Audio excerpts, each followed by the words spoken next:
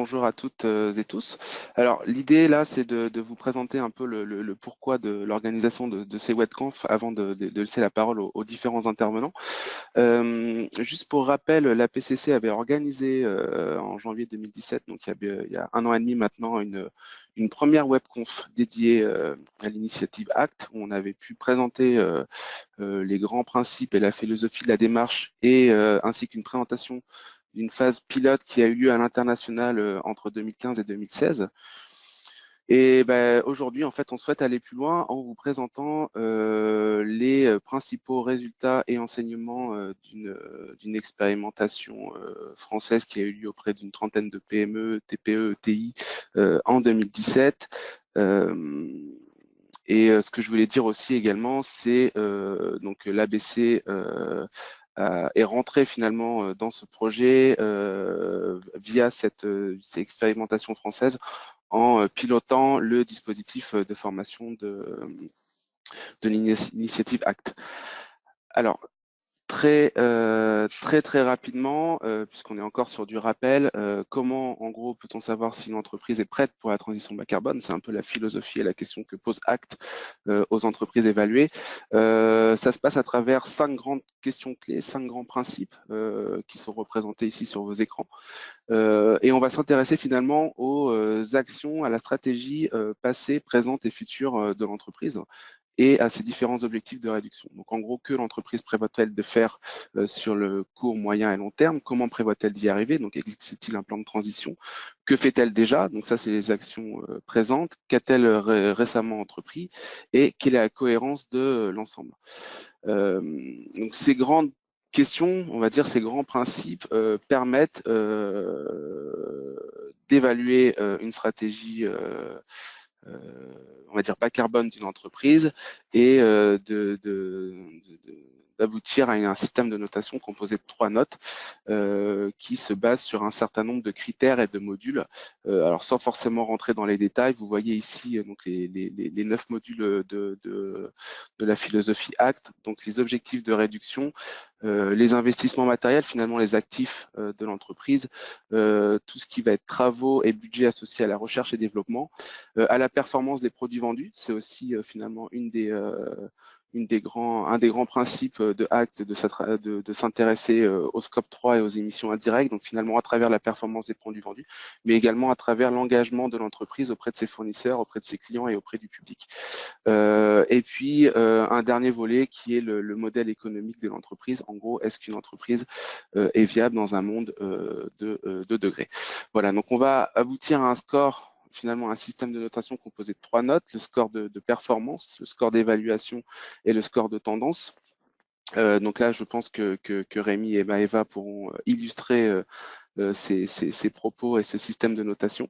Et on a également, lors de la construction de cette méthodologie, associé des critères, on va dire, plus qualitatifs qui sont représentés à droite de votre écran sur les risques business, le modèle économique, la réputation, la cohérence et la crédibilité.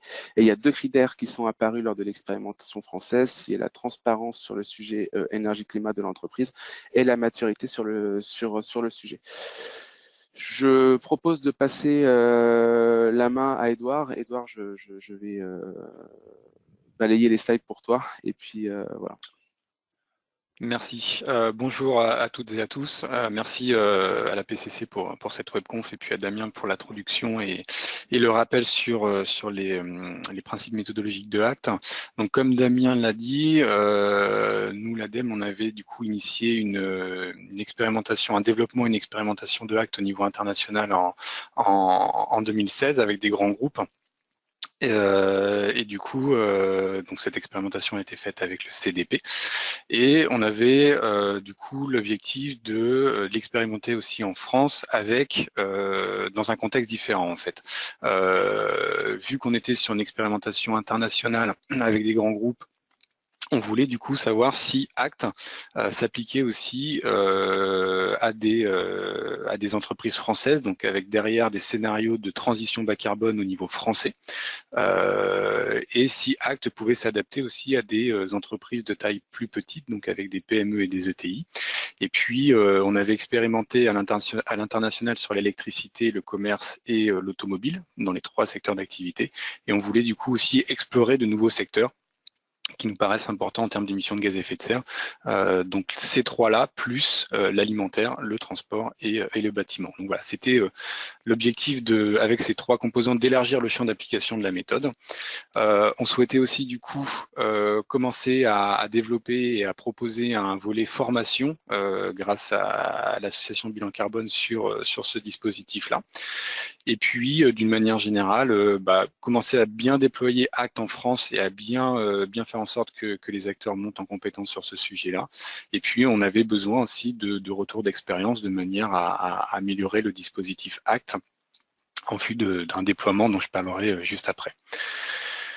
Du coup, c'est pour ça qu'on a lancé cette expérimentation française. Alors, on l'a lancée comment et avec qui? On l'a lancée du coup avec une gouvernance assez classique, avec un comité de pilotage et un comité de suivi. Comité de pilotage classique était en charge du pilotage du projet et réunissait du coup l'ADEME, les consultants qui travaillaient du coup avec nous, donc les consultants KISS composés de Cantis, Aikiren Consult, Carbone 4 et puis Eco2. Donc Rémi du coup nous parlera des résultats juste après. Et puis de l'association Bilan Carbone. Et on avait mis aussi en place un comité de suivi, donc plus élargi, où on retrouvait du coup notre partenaire historique, le CDP, les membres du comité de pilotage, et puis on avait invité des représentants d'entreprises. Il y avait la CPME et le MEDEF qui étaient présents. On avait aussi du coup des investisseurs type ERAF ou Caisse des dépôts, plus d'autres acteurs de la sphère financière. Et on avait aussi des représentants des pouvoirs publics de manière à informer de cette expérimentation et aussi avoir des retours et éventuellement des commentaires de la part de ces acteurs-là. Donc nous à l'ADEME, on était en charge du coup de la maîtrise d'ouvrage et du financement. On a financé ce projet-là. Comme je disais, on a été aidé par les experts du coup du groupement KISS pour mettre en œuvre du coup cette expérimentation-là, donc pour coordonner, pour adapter le Act dans ce contexte-là et faire les développements méthodologiques associés, et puis bien sûr accompagner les entreprises en faisant les évaluations de leur stratégie climat via le dispositif Act. Et comme je disais tout à l'heure, l'association Bilan Carbone, qui était du coup notre partenaire pour la formation des participants à cette expérimentation. On a travaillé avec 30 entreprises, donc 30 PME ETI, dans les 6 secteurs d'activité que j'ai évoqués: électricité, automobile, commerce, transport, bâtiment et alimentaire. Dans l'électricité, on avait 4 entreprises, une entreprise dans le secteur automobile, 9 entreprises dans le commerce, 8 entreprises dans le transport, 4 dans le bâtiment et 4 dans l'alimentaire. Donc on avait une répartition hétérogène entre les différents secteurs d'activité et on essayait d'avoir une répartition assez aussi équitable entre les PME ETI. Vous voyez à droite, on avait 17 ETI et 10 PME et 3 TPE pour ce dispositif. Voilà, maintenant je vais laisser du coup la parole à Rémi pour du coup continuer sur la présentation et les résultats de cette expérimentation française de Act auprès de ces PME et ETI.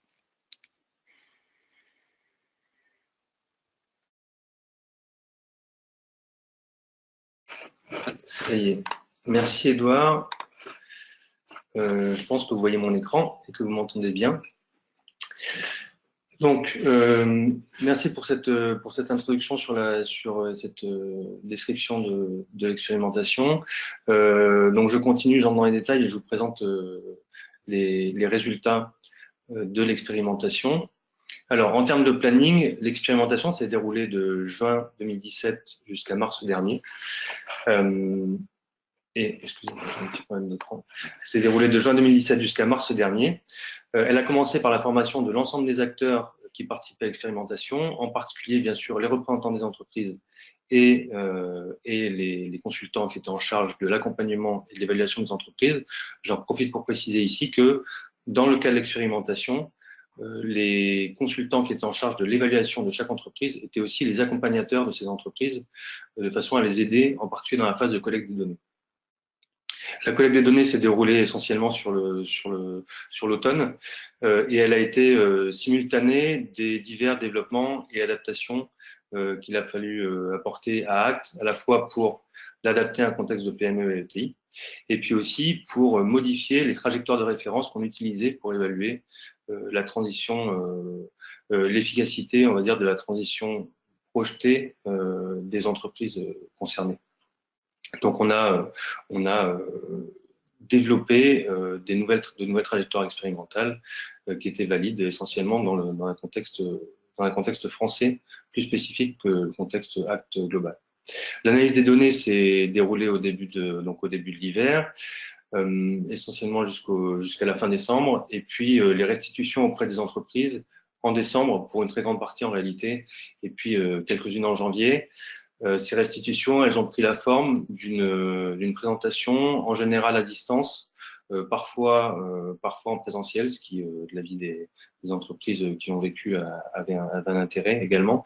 Et elles duraient en général ces restitutions de l'ordre d'une heure, avec bien entendu la restitution du score, mais aussi l'explication de ce score, et puis des recommandations pour une amélioration du score pour une prochaine évaluation. On a ensuite eu une phase de finalisation du projet avec la collecte en particulier du retour d'expérience des entreprises et des consultants, et puis une journée de clôture qui a eu lieu en mars. En ce qui concerne les résultats qu'ont obtenus les entreprises aux évaluations Act, alors vous voyez sur la droite le score moyen sur l'ensemble des 29 entreprises qui sont allées au bout de l'expérimentation, puisque 29 entreprises sur 30 sont allées au bout de l'expérimentation. Le score de performance, donc, qui est basé sur les 9 modules qu'a décrit Damien, était en moyenne de 8 sur 20. Le score d'évaluation, qui est compris entre A et E et qui repose sur les 6 critères qu'a décrit Damien, le score moyen était de B. Et le score de tendance, je crois pas que Damien l'ait décrit, mais le score de tendance, c'est le score qui décrit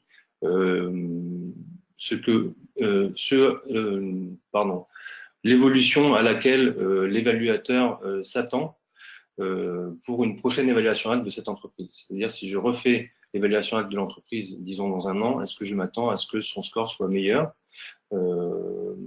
essentiellement égal ou moins bon que l'évaluation que j'ai faite aujourd'hui.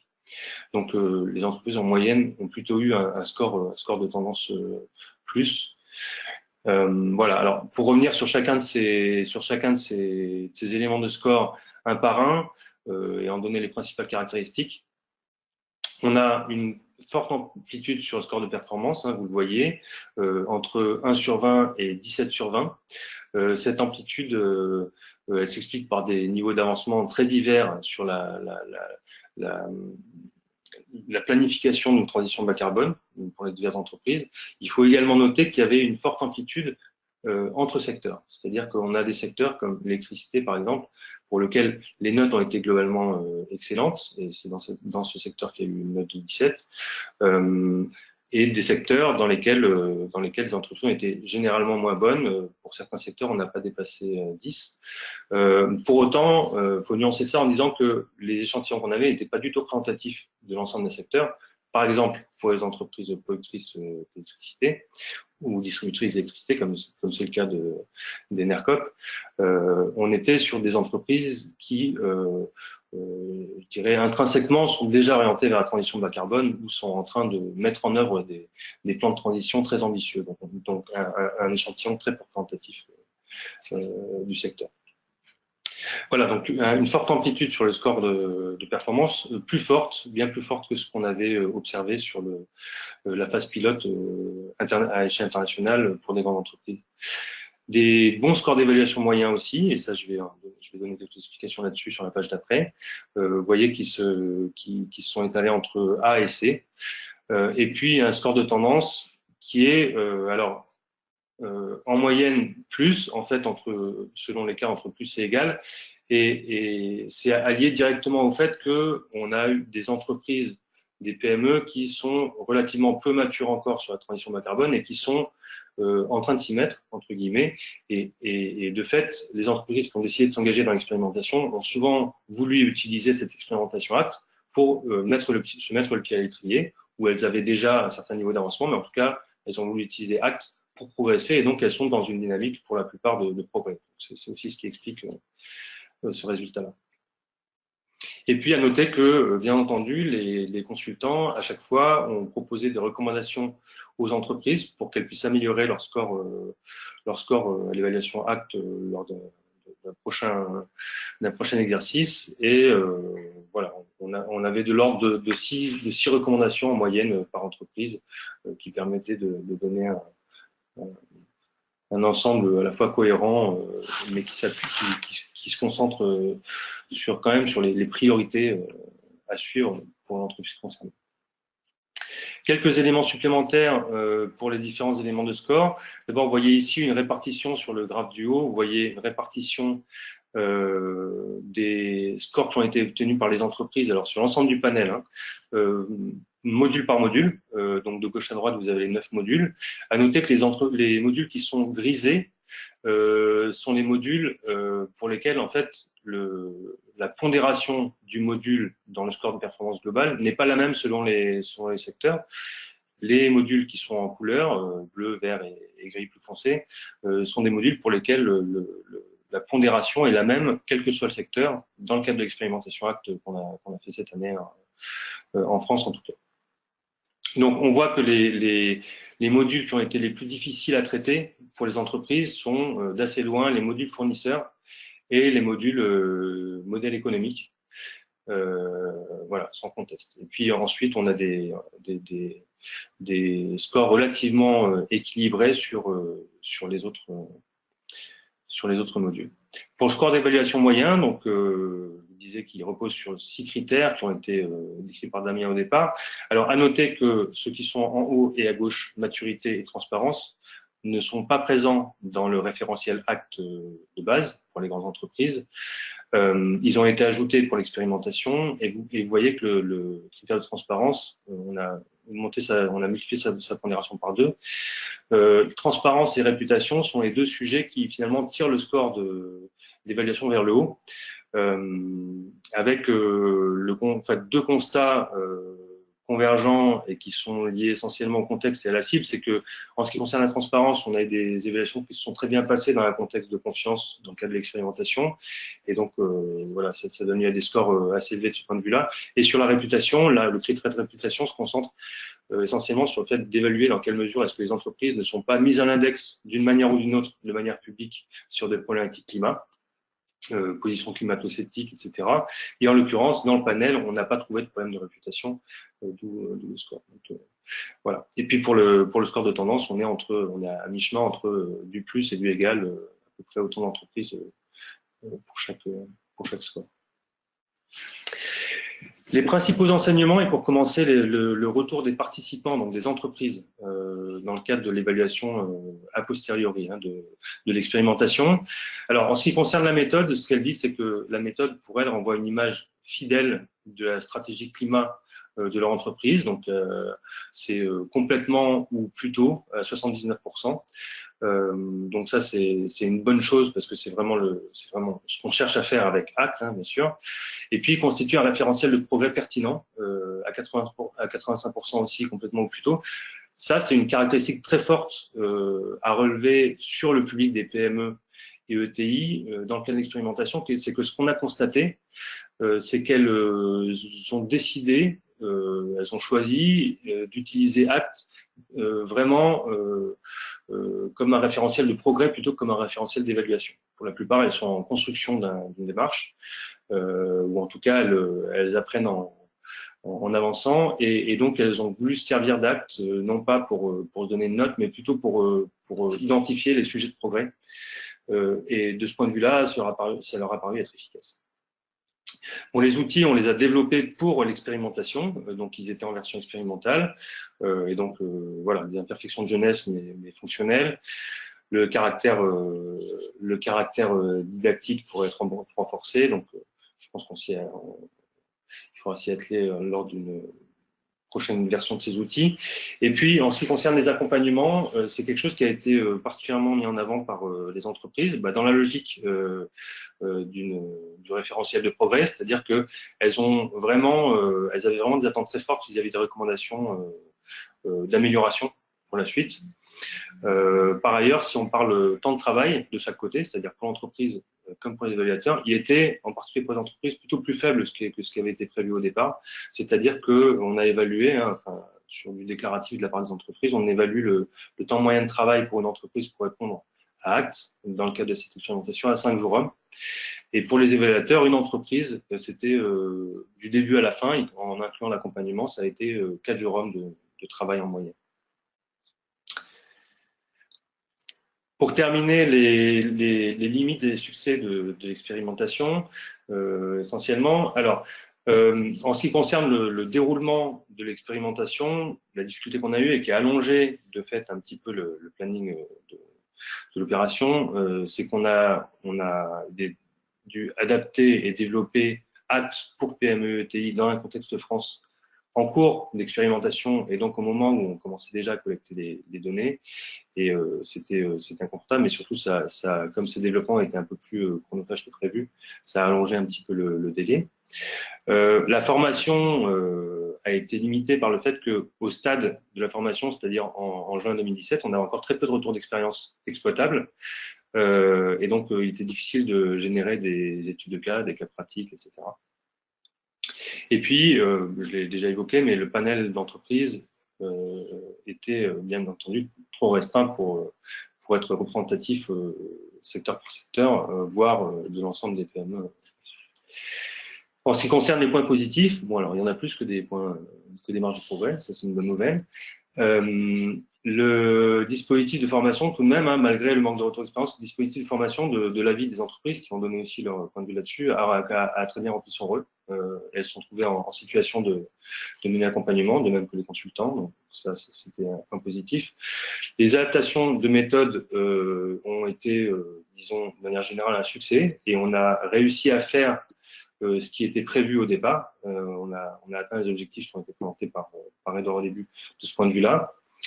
On a vérifié la pertinence de la méthode dans le contexte PME ETI en France. Le retour des entreprises l'a montré.